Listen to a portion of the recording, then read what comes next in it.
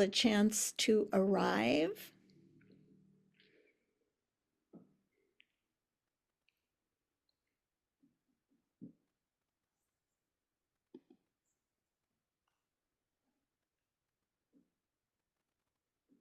Okay, so welcome. Welcome to our 8th session of our year-long experiment in living this year as if it was our last. We're getting closer and closer to dying. We have fewer than 5 months left. And I think this is really good to keep in mind. If you're anything like me, I can be a procrastinator. And, oh, I still have time. I still have time. So I think it's really good, if you're anything like me, to keep in mind that I actually don't. The things I really want to do with this year, if I haven't done them already, I need to be very serious about a timeline when I might be able to get them done. So today we're going to start, as we always do, with a minute of meditation so that we can fully arrive for our time together. And we're going to do a fairly quick body scan, which was actually Stephen described in chapter 21 for your reading for this month. So, we're going to do it a lot more quickly. So start by closing your eyes or taking a soft gaze in which you don't really focus on anything in particular. And if you're keeping your eyes open and taking a soft gaze, it's good to actually be looking at something that's a very neutral color with no design on it. That really helps you not really focus. And check your posture to ensure that you have that balance between comfort and alertness. So, placing your attention at the top of the head, you'll have about 2 minutes to move the attention down through the body. In any place that you encounter tension, see if you can gently relax the tension. Don't force anything, but if you can relax gently and then move on to the next spot, that would be great. And you may find in some places where you're putting your attention, including the top of the head for many people, you don't feel anything at all. And that's fine. You're not going to have sensation in every part of the body. So when you encounter that, just notice nothing and move the attention on. And keep the attention moving through the body however that works for you. And in about 2 minutes, I'll ring the chime.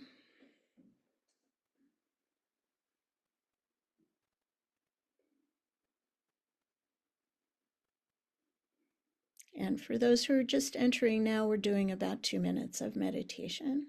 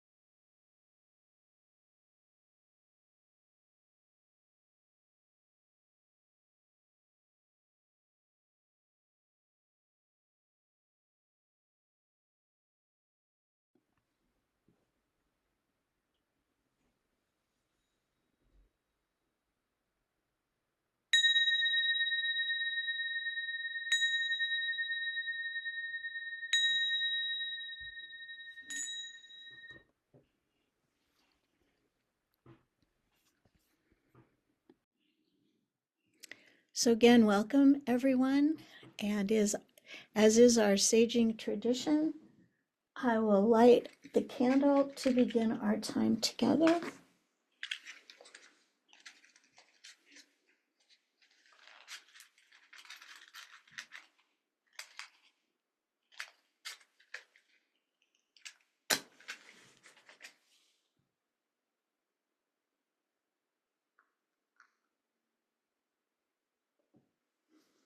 And I light this candle to symbolize the wisdom in each of us and the wisdom in all of us.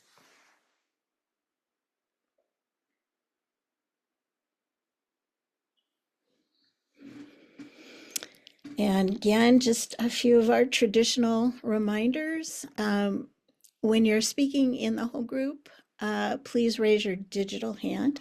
Otherwise, I may not see you. Be sure to mute yourself in the big group unless you're speaking. And it's great if you can keep your camera on as much as possible so that we can see each other. If your name is anything other than your name on Zoom, please change it so we know who everyone is. And finally, please contact Georgiana or Diane by sending them a chat if you find that you're having technical problems. So here's the poem for our work together today. The title is Final Affection, and it's by Paul Zimmer. A final affection. I love the accomplishments of trees, how they try to restrain great storms and pacify the very worms that eat them. Even their deaths seem to be considered. I fear for trees, loving them so much. I am nervous about each scar on bark, each leaf that browns. I want to lie in their crotches and sigh, whisper of sun and rains to come. Sometimes on summer evenings, I step out of my house to look at trees, propping darkness up to the silence. When I die, I want to slant up through those trunks so slowly, I will see each rib of bark, each whorl, up through the canopy, the subtle veins and lobes touching me with final affection. Then to hover above and look down one last time on the rich upliftings, the circle that moves the sun and moon, to see at last what held the darkness up.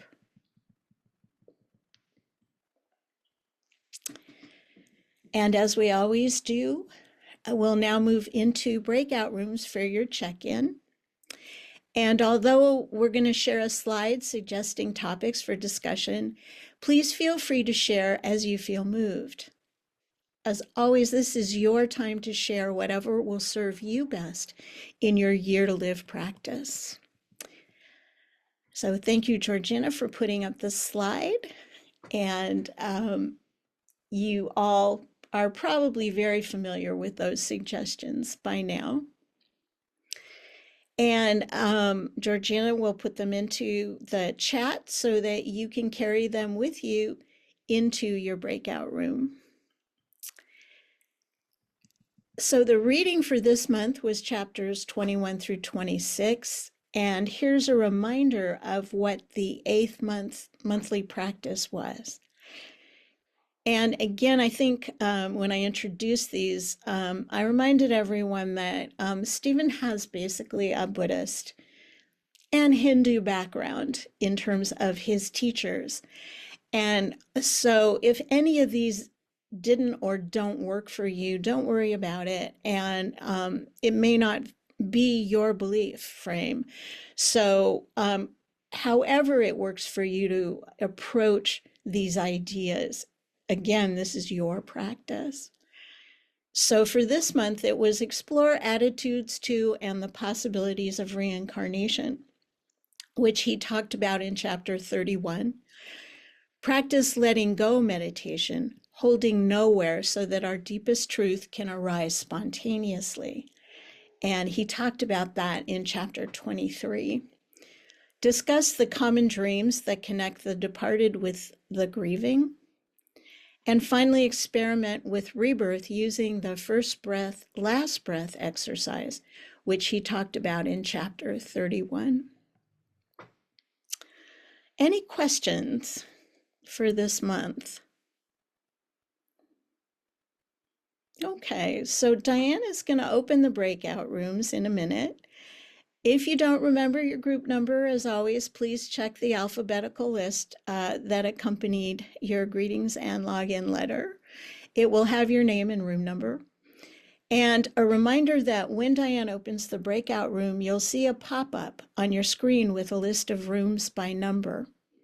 If you don't see a pop-up, go to More on the right-hand end of your toolbar and click on the three dots and then on Breakout Rooms, and the list should then pop up on your screen.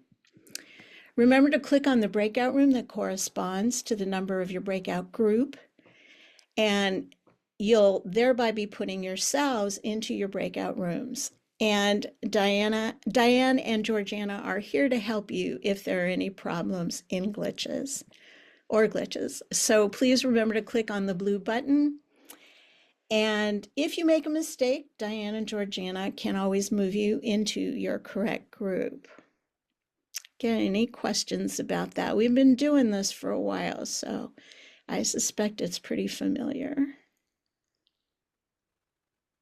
Okay, Diane, please open the breakout rooms and you will have 20 minutes. We'll wait till everybody gets back.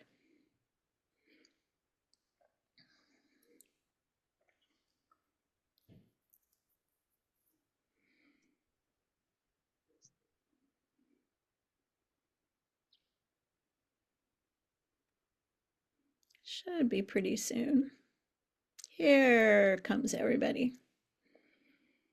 Okay. So anything noteworthy come up in your breakout sessions other than people kind of popping in and out? Anything you want to share? And please remember to use your digital hand.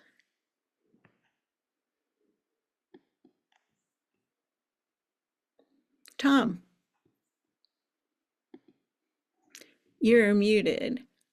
We spent most of our time talking about letting go and how what that was like in other situations. And you know, you're born alone, you die alone. But we all explored this thing of letting go with blindfolds and various different devices. So that's what we talked about. Yeah, thank you.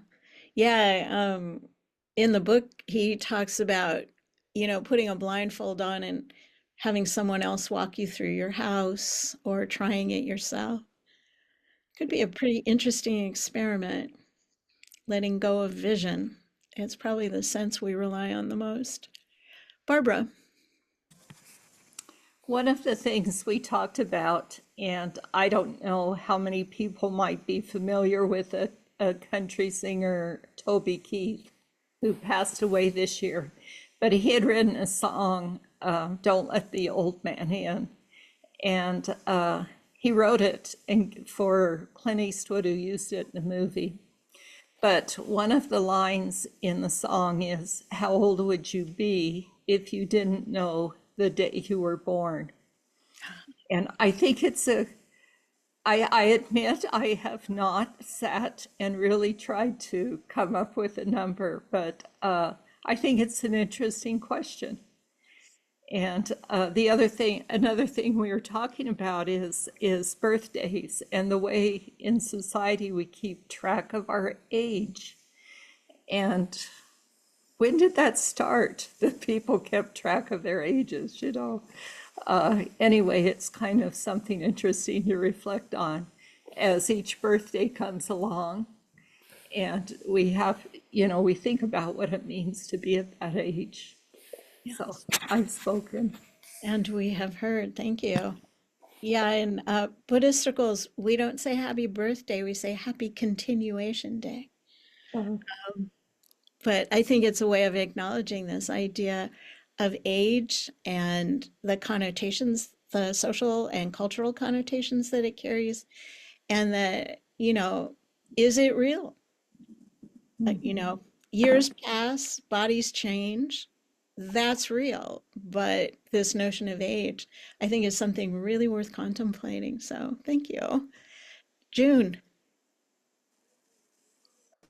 Hi, Alice and I had a chance to talk, and we talked mostly about our meditation practices as being practice for that ultimate letting go and practice in dying and I guess managing the anxiety that comes up with contemplating, oh, I lost you guys, with contemplating who are we if we're not the mind and the body and the thoughts and who Yeah. are we? So that was good. I was not here last week, and that was because at the very time of this group, my mother was dying, and she took her last breath about a half hour after this group ended. Hmm. And it was a great blessing that I could be there. And then in my hospice volunteer work just last week, I got to be with another lady at her last breath. Yeah. And I was telling Allison that it just seems so ordinary. It's just so ordinary. Yeah. Mm. Yeah, I was a hospice volunteer as well, and I always considered it a great privilege to be with someone in that moment. And I was with family as well. And it is amazing. One of my main experiences is that there's the last exhale, and I'm waiting to see if there's an inhale. That's how ordinary it is. Yeah. So I think understanding that ordinariness in a way, I think, can make the thought of dying easier, um, because it is ordinary and we're all going to do it. Every human being who's ever been born either has done it or will do it. It's one of the most ordinary experiences human beings have. Um, so yeah, thank you, Ronnie. Yeah. So I was in the same group as Tom, and we were discussing. I gave the example of both my parents who lived into the 90s, and they both had caretakers. And when my mother was given help by the caretaker, she'd like slap them and yell and scream and really be very difficult. And my father, who lived to be 96, the minute he got help, he was a little baby. He loved it. So I said, what makes one person so, so opposing and the other person so accepting in the very same situation? And the Yes. second question we raised was, is it something that's cultural or something innate in our human beingness? Yeah. That we come to the stage of helplessness, how we react, or Yeah. could it be both? So that was a question we looked at as well. Yeah. Thank you. And it's a question of personality as well. I think that I once had my hospice trainer tell me, just because someone's dying doesn't mean that they turn into an angel. Doesn't mean that their personality all of a sudden goes through a huge shift. If anything, the personality tends to come out even more strongly because, if someone's feeling stressed, that's where we go. We go to our habits. So I think it's all of the above. I think it's social, I think it's cultural, and I think it's, one's own personality and one's own conditioning. Yeah. So thank you, Cindy, and you'll be our last person. Thank you. Actually, I'm not sharing what I were talked about, but I thinking I was sharing what I did this month. Actually, I was also on the board for the local grief support network because I used to be a grief counselor in a local hospice. But this month, I was invited to give presentation to talk about grief and loss for Buddhisms in the local organization called Midwest Transplant Center. And that was really interesting. Not only that, after giving presentation, I wasn't really familiar with organ transplant, even though I am an organ donor. And so that was really interesting to understand that I asked them, it's like, we're getting older, and if I die at 78, 80s, what kind of organ that will be available for people to have. And she say that our liver, it's amazing organ. Actually, they were just harvesting. They just harvested the liver for 87 years old a couple weeks ago. Yeah. And we also can donate tissues and also the corneas. So it was really interesting to learn about that, when I'm preparing the dying, and I also learned that when we say we want to be an organ donor, that we are actually legal bound in that the driver license. Like your family sometimes, most of the time, cannot say no. We can't do it because they have to do it as a legal bounding. So that was really interesting to learn about it, and I just want to share that with people, and if not, just kind of encourage us to think about organ donations, so that part of us could live on through others as well. So, and I've spoken. And we have heard. Thank you, Cindy. Yeah, next time I think we're going to talk a little bit more about disposition of remains. It's part of your reading for next month also. And yeah, and maybe include this idea of organ donation, and what happens if family members feel differently about what it is that you want to happen. So thank you. Thank you for sharing that. So today we're going to talk about this question of how we want to die, the actual circumstances in which our dying process takes place. We've all undoubtedly heard about this concept of the good death. And some of us may even have ideas of what that might look like for us. Some may be vague, some more well developed. I have very mixed feelings about this concept of the good death because it could create expectations. There could be disappointment if things aren't working out the way we think they should. And the good death implies kind of a should. And the dying process itself is affected and conditioned by so many factors. And so many of those factors are out of our control. But I do think that it's worth thinking about the circumstances that we want to be in for our dying process. So if you had complete control and could determine the circumstances in which your dying process will take place, what would those circumstances be? We'll discuss each one in turn, and then you'll talk about this in your breakout groups. So first, where do I want to be as I'm dying? What do I want the environment of where I am to be like? And finally, who do I want to be with me? And perhaps even more importantly, who do I not want to be there as I'm dying? So where do I want to be, starting out with that? Where do I want to die? And what are my choices? So I think one of the first things that occurred to me is dying in a hospital. And do you want to die in a hospital? As you can see from the slide, as of the year 2000, Americans tended to die in hospitals, with 48% of Americans dying there. However, as of 2018, that percentage went down to 35.1%. So the trend is that more and more Americans are dying at home. In 2000, 22.7% died at home, while that rose almost 10 percentage points to 31.4%. And the trend is also that more and more Americans are dying in long-term care facilities, which include both nursing homes and residential hospice. So over that same 18-year period, deaths in long-term care facilities rose from 22.9% in 2000 to 26.8% in 2018.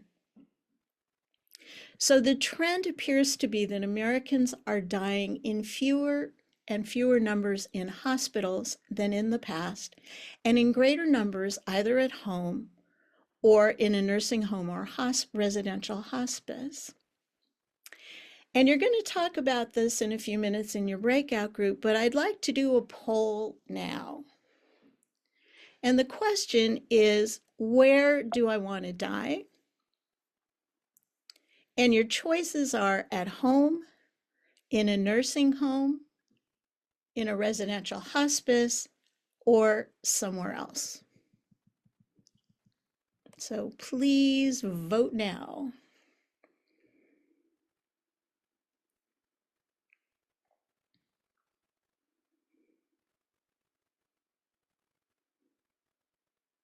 Okay, almost everybody's participated. Looks like we just have a few more people.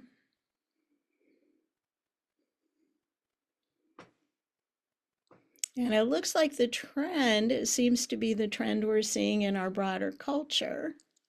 Okay, it looks like everyone has voted. And it looks like 70% of you all want to die at home, 15% in a residential hospice, 13% somewhere else, 2% in a hospital, and no one wants to die in a nursing home. Okay. So thank you all. For those of you who responded somewhere else, are you willing to share where that might be? Rob.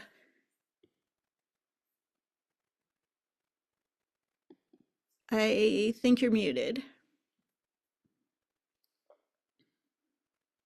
I grew up in Africa, and it always tugs at my heart being in the bush. I spent many years in the bush. And I've said to my family, my wife who's on this program, and my kids that when I'm ready, I just want to swim in the Zambezi River and go over the Victoria Falls, because that's a very spiritual place for me. Yeah. And feed the crocodiles and the hippos. But I also have had, interestingly, has popped into my mind quite a lot about going off into the Namibian desert and sitting in a deck chair all by myself there and spending my last day or days just without eating, without doing anything, just meditating in the beautiful African solitude. Thank you. Yeah, and choosing to die by not eating or drinking is actually a fairly well-known, certainly outside of our culture, is a fairly well-known way that people choose and to have some control over their own dying. And actually, when I thought about, V said, thank you. When I thought about the somewhere else, I did think about outside. But thank you, Rob. Al. Yes, hi. So I am a hospice volunteer, and the hospice house that I volunteer is such a beautiful place for everybody, you know.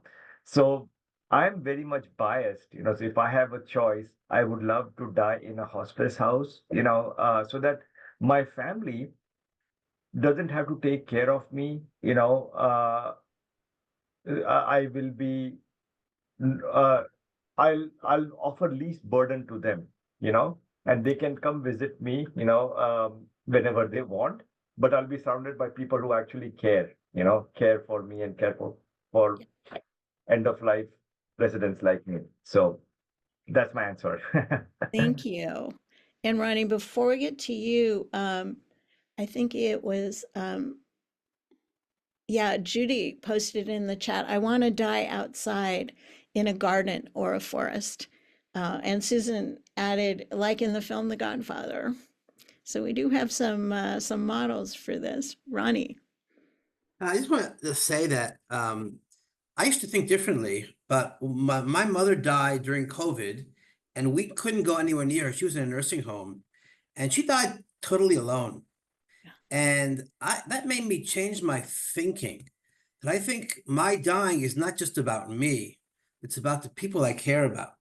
So I can go off maybe to the mountains and die, but what about the people who I love who stay behind? Yeah. So it's shifted my thinking more that it's not where, it's with whom, for Yeah. me at least. And that's actually our third question for today. So thank you. Tom. Well, I think I'm kind of with Rob, the Brad Pitt line in the movie. I forget what it was, but it was an indigenous guy when he went out and got eaten by a bear, and it was a good death. Was it The River That Runs Through Us? Anyway, it's my wife's favorite movie. But I have another friend that who's got um, a bad disease. But he says, when I get really bad, I want you to to the take me to the Arctic. Mm. And it is a tradition in Inuit people that when you're old, you no longer that you walk out. And I have, I lived off the grid for 10 years in the Pacific Northwest, and it got cold enough that I don't remember my name, which is fairly far down the hypothermic thing. And when you get back, you feel this like absolutely alive. But you stop making decisions, and people die of hypothermia who've got, sleeping bags and tents and everything with them. So it's in a sense, you're not in control. You're Yes. not making decisions. I mean, that's how you die of hypothermia, is you stop making decisions. And but I like what Ronnie said about who you're going to be with, because this guy wants to die alone. Yeah. Oh, anyway, I'm spoken. And we have heard, and actually, yeah, that is one of the choices, is to be by oneself. And, I think it's as valid as any other choice we would make. So, well, thank you. And so now moving on to, what do I want the environment to be like? And this kind of assumes that we're inside. So apologies to people who might want to be outside. But like, what would the lighting be like? Do we want a well lit or even brightly lit room, or a dimmer environment, such as a room that's lit by candlelight, or even completely dark? What would the sound environment be? Peace and quiet, family or friends singing to you, or even in the case of one friend, and what would probably be my choice, Buddhist monastics chanting traditional chants. And what would the smell environment be like? Incense burning, cooking smells, flowers. So these are just things to think about. And if you have any other thoughts about the environment, the sound or the smell, we only have a few minutes, but if anyone has any other thoughts about that, or you can talk about them in breakout room. Okay. Yes, Sandra. And you're muted. Yeah. I think the reason I didn't I chose the hospice, and I don't know because I haven't worked in a hospice, but I was with my mother when she died in the hospital, and the everything that all of the conditions you mentioned, the smell, the lights, the sound, they were horrible. And they wouldn't let her rest because they had to take her vitals every 15 minutes or something. She knew she was dying. We all knew she was dying. They knew she was dying. But instead of letting her die peacefully, she had to die by the standards of the hospital. And that just freaked me out so badly. So I never want to die in a hospital. Yeah. But I'm hoping that in a hospice, I would have be able to choose music, Mm-hmm. low lighting, Mm. nice smells. Yes. Just, the way, I guess, a peaceful death. Yeah. Yeah. Yeah, thank you. Yeah, I mean, no one in this group wants to die in a hospital. I think, part of the reason the trend is away from hospitals is because of the things you talked about. Hospital protocols are designed for the living, not the dying. And even the living, I mean, who wants to be woken up at 2 in the morning to have, your blood pressure taken? So, um, fortunately, I volunteer in a hospital now where there are signs outside rooms that say do not disturb between basically midnight and 6 a.m. So people actually can sleep. But yeah, Here. yeah. Judith and then Susan. Hi, I just have a comment about hospice. I live in St. Louis, Missouri, and I know people who volunteer at hospice, and I've attended some end of life, informational settings, and it seems like the average stay is 5 days. So if you, I assume that if people continue to live past 5 days, it's that they get transferred to a nursing home or back home. No, No? no, they can be there as long as 6 months. They can even be longer, actually. Um, you can be in residential housing. You need a 6 month diagnosis for most insurance in Okay. order to even get hospice services, whether at home or residentially. Okay, so they can't move you to a nursing home No, after a limited, okay, no, there would have to be a determination that you're actually not terminal. okay, And I've seen that happen as a hospice volunteer. good. Uh, Thank you so yeah, much. yeah, the organization, or actually sometimes it's Medicare or Social Security, starts the process of moving you out. And most of the time, people don't want to move you. Great. So Thank you. you're welcome. Deb,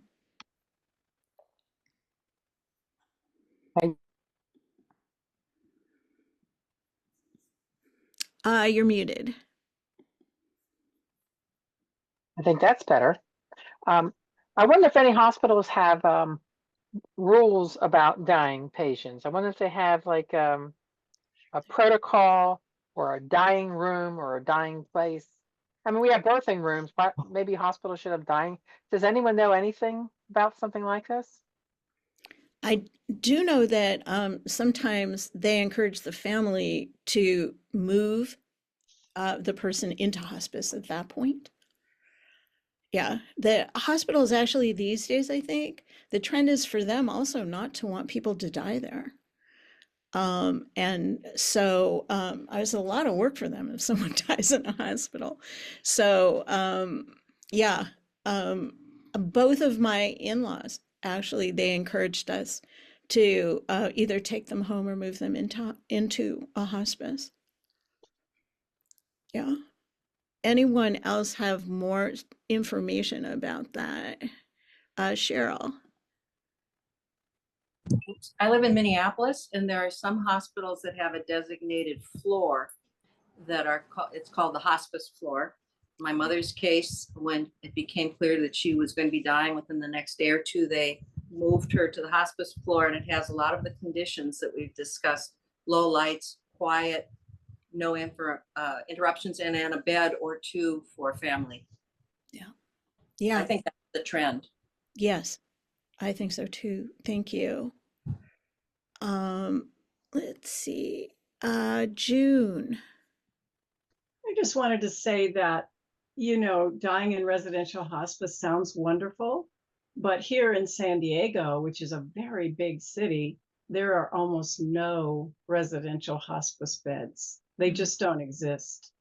There was a hospice, San Diego hospice that I worked at many years ago, and they went out of business. And there's a few little hospice houses. Yeah.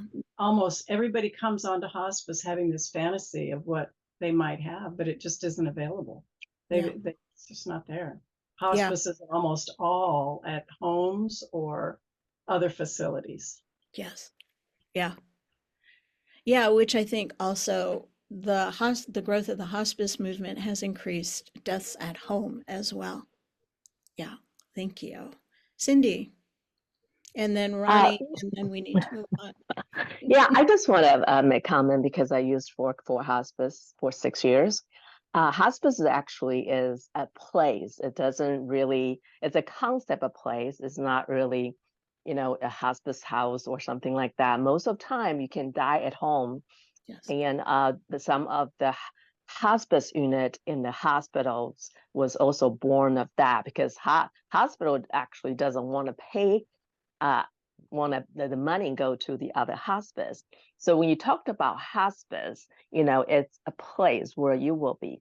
However, it's also according to that when you want to die at home, is your family will be able to be there continuously taking care of you, what kind of burden they will have. If you can't, then you might have to go to nursing home because if you have a lot of medical care. So it's a lot of environment, a lot of circumstances would determine. And then when you die in a nursing home, actually hospice can go there as well. So I always encourage my clients, when even they are in the nursing home, I say put your loved one with hospice because hospice is in addition to the nursing home care. You have a nursing care there, but hospice, it's just when you put them in hospice, the goal of the care is end of life care. So all the hospice environment will go in there and they will communicate with the families and fulfill the needs of the family, even that person is in a nursing facility. Yes. And I've spoken. And we have heard, yeah. There is residential hospice and there's home hospice.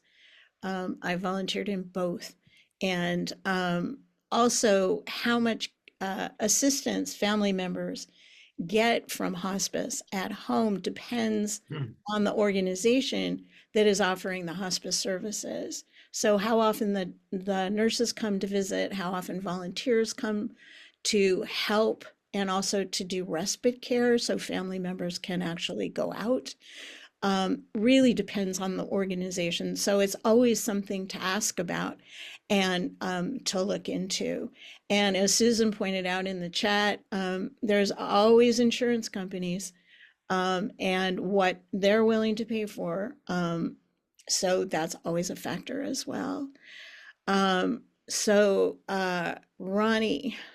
Okay, And then I'll we be need to brief because move then we got to move on. I'll say two things. I'm living in Israel, and so hospital stuff is very political, economic, and my aunt had to fight, my cousin had to fight the hospital to move her mother into the hospice. It took a lot of connections, a lot of problems. That's number one.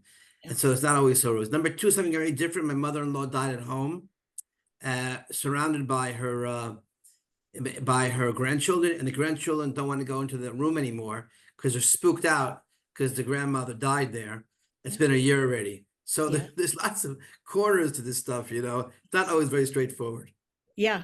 As a hospice volunteer, actually, I was asked by the family to go in with a dying relative. No member of the family wanted to actually go in as the person was dying. So, yeah, there's so much that goes into it. It's social, it's cultural, it's political, it's financial.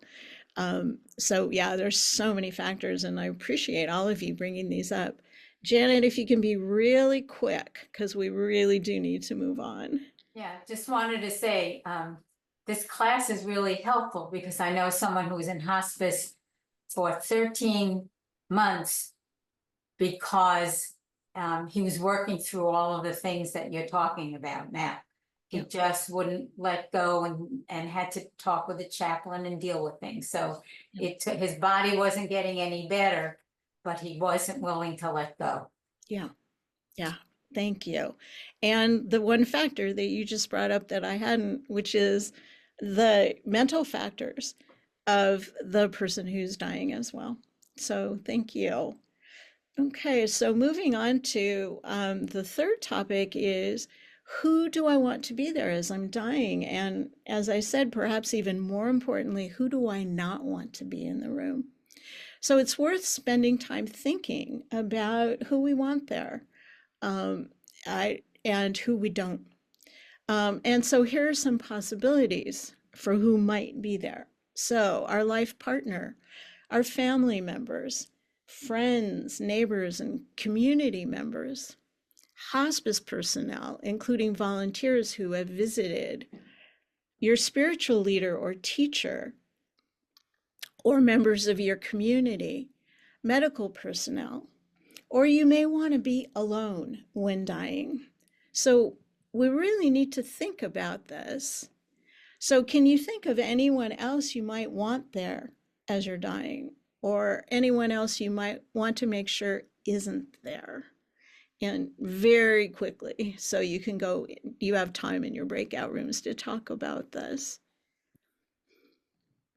Yeah, June. I want no proselytizing religions. Good to know. So, you might make clear you don't want any chaplains coming into your room if that's a possibility where you are. Absolutely. Okay.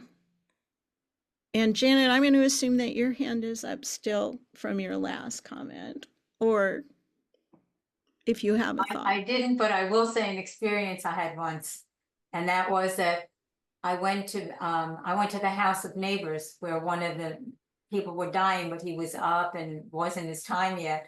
And I was introduced, well, not introduced, and they told me Janet came to say goodbye to you. That was really, it was like, oh my God, I didn't expect that. Yeah. Yeah, beautiful. Thank you. Okay, so now's the time to be going into breakout rooms to talk about what you want for your own dying process. And here are some questions to help you with the discussion. So, where do I want to be through the dying process? What do I want the environment to be? And who do I want to be there? And who do I not want to be there? And once we open the breakout rooms, you'll have 20 minutes to talk about your own thoughts and hopes. So we are going to open the breakout rooms now. And Georgiana, if you could do that, and you'll have 20 minutes. And Georgiana will announce when we're halfway through. I hope that was a good discussion. Unfortunately, we won't have time to hear from you all. But I'm glad you got to talk about it with each other. And then next time we're going to talk about communicating your wishes, who carries them out when you're no longer here, what if they disagree? Of course, you won't be around, but still, if you have wishes, it's probably somewhat important to you. So, but we'll talk about that next month. Okay, it looks like everybody's back. So we're gonna take just an extra few minutes to close our session today. And again, I'd like to remind you that the end is getting nearer, less than 5 months.